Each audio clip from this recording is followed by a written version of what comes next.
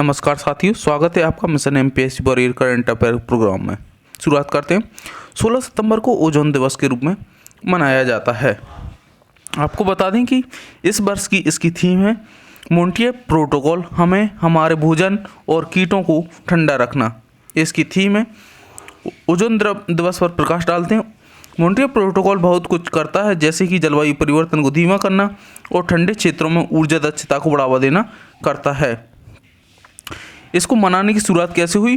वैज्ञानिकों ने 1970 के अंत में ओजोन परत में छेद होने का दावा किया था। 80 के दशक में विश्व भर में कई सरकारों ने इस समस्या को लेकर चिंता करना शुरू किया और 1985 में ओजोन परत में छिद्र देखा गया अंटार्कटिका के ऊपर। साल 1995 से वर्ल्ड ओजोन डे मनाया जाने लगा। आपको बता दें कि ओजोन परत वो सुरक्षा कवच है जो सूर्य से आने वाली हानिकारक अल्ट्रावायलेट किरणों से पृथ्वी की रक्षा करती है और त्वचा संबंधी बीमारियों का सामना करना पड़ेगा, इससे हमारी रक्षा करती है। इस परत पृथ्वी पर जीवन मुमकिन नहीं है। तमिलनाडु सरकार ने सरकारी नौकरियों में महिलाओं को 40% आरक्षण दिया। यहाँ की बात करें तो यहाँ के सीएम है MK स्टालिन। हाल ही में यहाँ पर समुद्री गाय अभयारण्य बनाया गया है। इसकी राजधानी चेन्नई। 15 सितंबर को इंजीनियर दिवस के रूप में मनाया जाता है। आपको बता दें 15 सितंबर इंजीनियर दिवस के रूप में मनाया जाता है। इस दिन मुचगुंडम विश्वेश्वरैया की जयंती का प्रतीक है। मुचगुंडम विश्वेश्वरैया महान भारतीय इंजीनियर थे और आधुनिक मैसूर का जनक माना जाता है। आपको बता दें कि इन्होंने इस साल एम विश्वेश्वरैया की 160वीं जयंती मनाई जा रही है। इस दिन विज्ञान और प्रौद्योगिकी की दुनिया में उनके उल्लेखनीय योगदान के बारे में जागरूकता फैलाने के लिए मनाया जाता है। ऐसा पहला इंजीनियर दिवस साल 1968 में मनाया गया था। उनका जन्म 15 सितंबर 1861 को कर्नाटक के मुद्दनहल्ली गांव में हुआ था। उन्होंने अपनी स्कूली शिक्षा के बाद मद्रास विश्वविद्यालय से स्नातक किया। स्नातक के बाद उन्होंने अपने करियर की दिशा में बदलाव करती हुई कॉलेज ऑफ साइंस पुणे में सिविल इंजीनियरिंग की शिक्षा हासिल की। उन्हें विशेष रूप से जल संसाधनों के दोहन, बांधों, पुलों के डिजाइन, सिंचाई प्रणाली में क्रांति लाने के लिए किए गए रचनात्मक कार्यों के लिए जाना जाता है।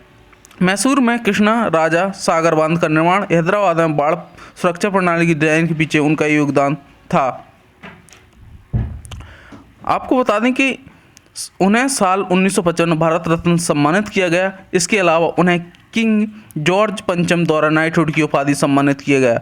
उन्होंने 1912 से 1918 तक मैसूर के दीवान के रूप में भी कार्य किया था।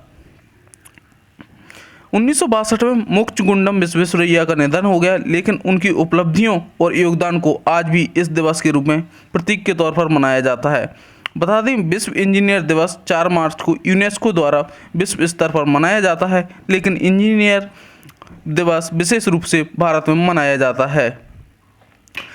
चंद्रशेखर आज़ाद की स्मृति में आज 15 सितंबर को अमृत महोत्सव मनाया गया। 2 करोड़ की लागत से आज़ाद पार्क का निर्माण किया जाएगा, जो युवाओं को प्रेरणा देगा।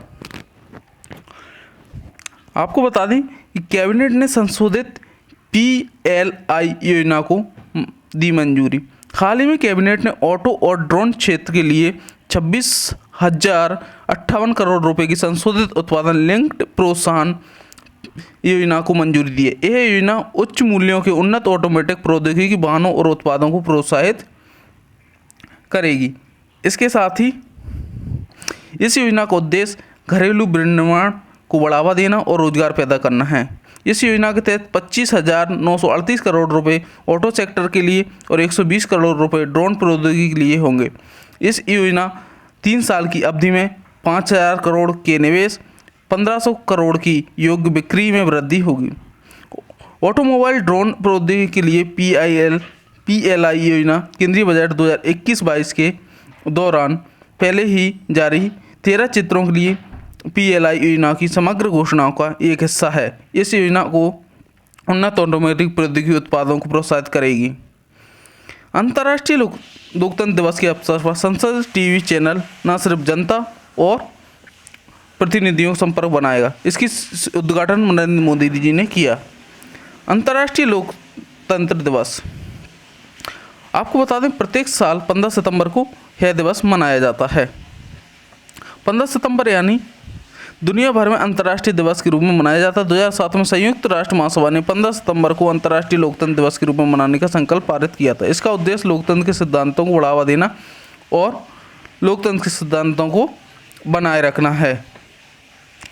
आपको बता दें कि लोकतंत्र की परिभाषा के अनुसार जनता द्वारा जनता के लिए जनता का शासन है।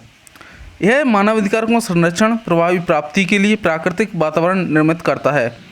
मानवाधिकारों की सार्वभौमिक घोषणा अनुच्छेद 21(3) में लोकतंत्र और मानवाधिकारों के बीच संबंधों का उल्लेख किया गया है। इस साल संयुक्त राष्ट्र भविष्य के संकटों की स्थिति में लोकतांत्रिक लचीलेपन को मजबूत करने पर ध्यान केंद्रित करेगा। यह इसकी थीम है। यह दिवस संसद की महत्वपूर्ण भूमिकाओं को रेखांकित करने, साथ ही न्याय, शांति, विकास और मानवाधिकारों की सुरक्षा करने के लिए उनकी क्षमताओं की प्रशंसा करता है। कतर ने इस दिवस को बनाने का प्रयासों का नेतृत्व किया और इस तरह 2008 में यह शुरू हुआ। अंततः 8 नवंबर 2007 को इस दिन को लोकतंत्र के अंतर्राष्ट्रीय दिवस के मनाए जाने की घोषणा की थी। मध्य प्रदेश शासन ने हाल ही में राज्य सामान्य निर्धन वर्ग कल्याण बोर्ड का नाम परिवर्तित करके मध्य प्रदेश राज्य सामान्य वर्ग कल्याण आयोग कर दिया है। भारत और सिंगापुर जोड़ेंगे अपनी डिजिटल प्रणाली, यह चर्चा का विषय बना हुआ है। हाल ही में रिजर्व बैंक ऑफ इंडिया ने कहा है कि वह मौद्रिक प्रणाली सिंगापुर के साथ अपनी डिजिटल भुगतान प्रणाली को तत्काल कम लागत वाले फंड ट्रांसफ़र के लिए लिंक करेगा। इसके तहत भारतीय यूनिफाइड पेमेंट इंटरफेस और पे नाउ को जोड़ने के लिए एक परियोजना की घोषणा हाल ही में की गई है। इन दोनों प्रणालियों के जुड़ाव को जुलाई 2022 तक चालू रखने का लक्ष्य रखा गया है। आरबीआई ने कहा है कि परियोजना भारत और सिंगापुर के बीच सीमा पर भुगतान के लिहाज से बुनियादी ढांचे के विकास में एक अहम पड़ाव है। इसके चालू हो जाने पर भारत और सिंगापुर के लोग आसानी से पैसों का लेन देन कर सकेंगे। इस लिंकेज में खुदरा निवेशियों को वैश्विक बाजारों तक पहुंच, फंड ट्रांसफ़र का रास्ता बनाने के लिए प्रोत्साहित करने की उम्मीद है। आरबीआई ने कहा है कि ये लिंकेज पारस्परिक होगा और उपभोक्ताओं को किसी भी भुगतान प्रणाली पर ऑन बोर्ड होने की आवश्यकता नहीं होगी। यूपीआई व्यक्ति से व्यक्ति और व्यक्ति से व्यापारी को भुगतान को समर्थ बनाता है और यह भारत का प्रमुख भुगतान मंच है। वहीं पे now peer to peer and fund transfer सेवा को सक्षम बनाता है, जिससे उपयोगकर्ता सिंगापुर के एक बैंक के लिंक कर सकते हैं। धन्यवाद, नमस्कार, जय हिंद।